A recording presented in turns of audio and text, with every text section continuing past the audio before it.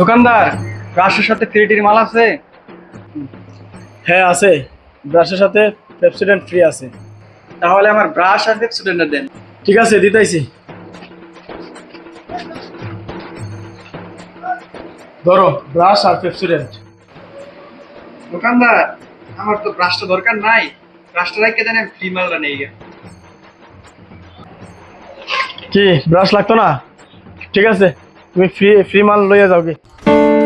বালাই হইলো, বোকা দোকানদার তে পেপসোডেন্ট হাতায় নিলাম। তাহলে দোকানটা জায়গা।